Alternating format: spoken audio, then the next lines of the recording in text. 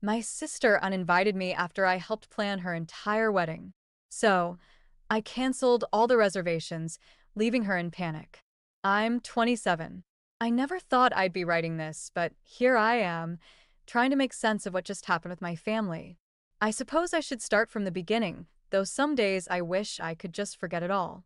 I was adopted by the Hensons when they couldn't have children of their own. I remember the day they brought me home. My new mom had tears in her eyes as she showed me my room, decorated in soft pinks and yellows.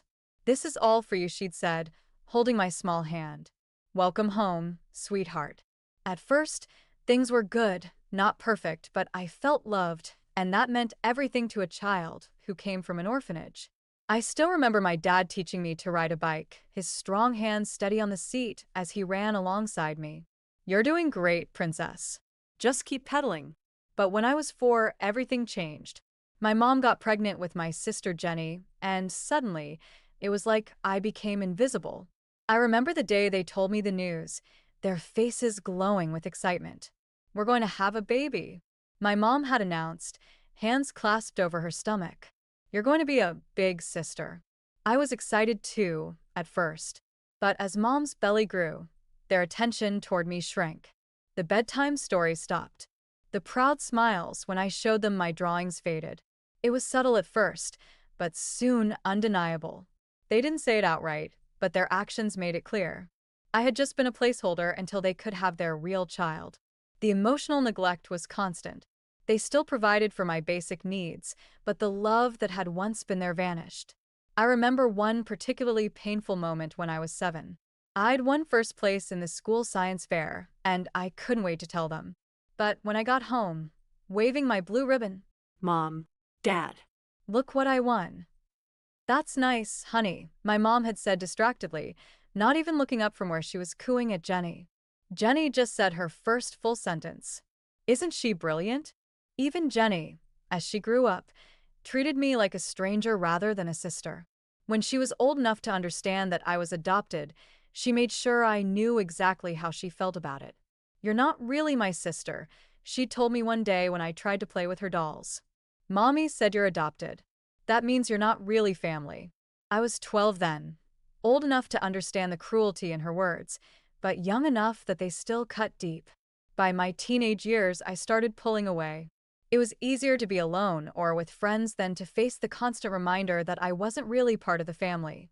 My room became my sanctuary, and I threw myself into my studies, determined to build a future where I wouldn't need their approval. The day I turned 18, I moved out. I still remember my dad's dismissive shrug when I told them I was leaving. "If that's what you want," he'd said, barely looking up from his newspaper. "Just don't expect us to support you if things don't work out." We didn't cut ties completely. I still showed up for holidays and kept in touch, but I kept them at arm's length. Every visit was an exercise in maintaining polite conversation while ignoring the undercurrent of tension. Then I met Henry. He was different from anyone I'd ever known, warm, understanding, and completely devoted to making me feel loved. The first time he met my family, he noticed something was off. "They seem distant," he'd said carefully on the drive home. "Is it always like that?" I remember breaking down then, telling him everything. Instead of judgment, he offered understanding and support. That's when I knew he was the one.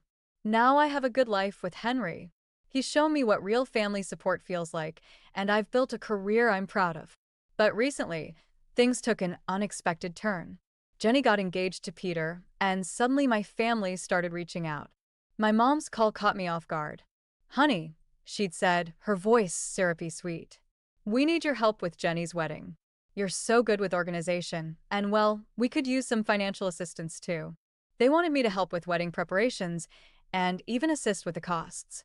My parents were insistent about my participation, painting it as this big family affair. The weird part? Jenny herself barely said anything. It was all coming from my parents. Henry was cautiously optimistic when I told him about it. "Maybe they're trying to make amends," he suggested. "But be careful, okay? Don't let them hurt you again." After much consideration, I decided to give it a chance. Maybe, I thought, this was their way of trying to rebuild our relationship. What a fool I was. At first, everything seemed perfect. My mom was more affectionate than she'd been in my entire life. She even hugged me, something I couldn't remember her doing since I was very young. Jenny and I started bonding for the first time ever. I know we haven't been close, Jenny had said during one wedding planning session, but I'd really like to change that. You're my sister after all. Those words meant everything to me then.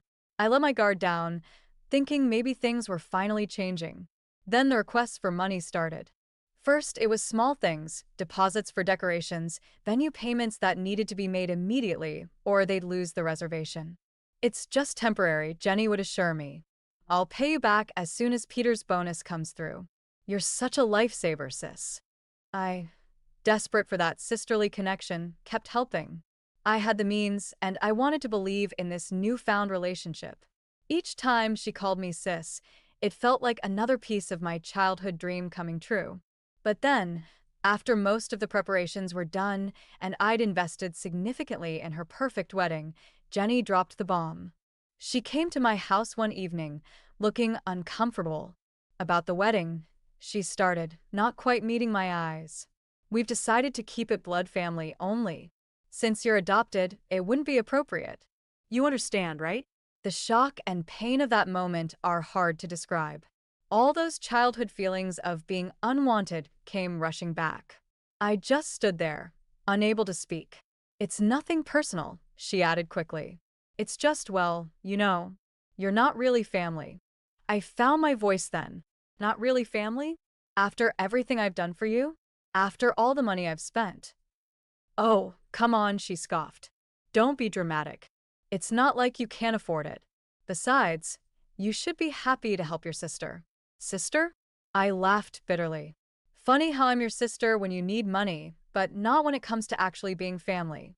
They hadn't wanted to reconnect, they just wanted to use me. I left without another word, finally understanding that nothing had changed. But I wasn't going to let them get away with it this time. I spent the next day canceling every reservation I'd made for the wedding. Some deposits were lost, but I didn't care. Let them scramble to put together their blood family only celebration. And scramble they did. Jenny had to take out massive loans to reorganize everything at the last minute. The wedding was a disaster compared to what I'd helped plan, and now she's drowning in debt. My parents have been calling nonstop, trying to guilt me into helping pay off Jenny's loans. She's your sister. My mom insisted during one call. How can you be so heartless? Funny, I replied. She didn't consider me her sister when she uninvited me from the wedding. That was different, my dad chimed in. You need to be the bigger person here. No, I said firmly. I don't. Ask your blood relatives for help instead. But Jenny wasn't done. Her next move was sending fake photos to Henry, claiming I was cheating on him. She even had the audacity to play the concerned sister. I'm so sorry to have to show you this, she wrote to him. But you deserve to know what kind of person you're engaged to. What Jenny didn't know was that during the wedding preparations, I'd caught her in a compromising position with someone who wasn't Peter. I'd kept quiet then, but after her attempt to ruin my relationship, all bets were off. I sent those photos to Peter with a simple message. Thought you should know who you really married. He filed for divorce immediately. Now Jenny is out of her home, drowning in debt, and our parents won't take her in because they don't want to deal with her financial mess. Her latest move? She's trying to sue our parents, claiming they should have paid for the entire wedding because they're her biological parents and therefore responsible for her happiness. I heard about it from a mutual friend who works at the courthouse. Your sister's lost it, she told me. You should see the lawsuit. She's claiming emotional damages because they made her take out loans instead of paying for her dream wedding. The lawsuit went nowhere, of course. But watching this whole circus unfold from a distance, I finally feel at peace. Last night, Henry found me looking at old family photos. You okay? He asked, sitting beside me. Yeah, I replied, closing the album. I think I finally am. You know what's funny? I spent so many years trying to be part of their family, but I already had a better one right here. He pulled me close, and I felt that familiar warmth that I'd always searched for in my adoptive family, but never found. Sometimes the family you're born into, or in my case, adopted into, isn't the family you end up with. And that's okay.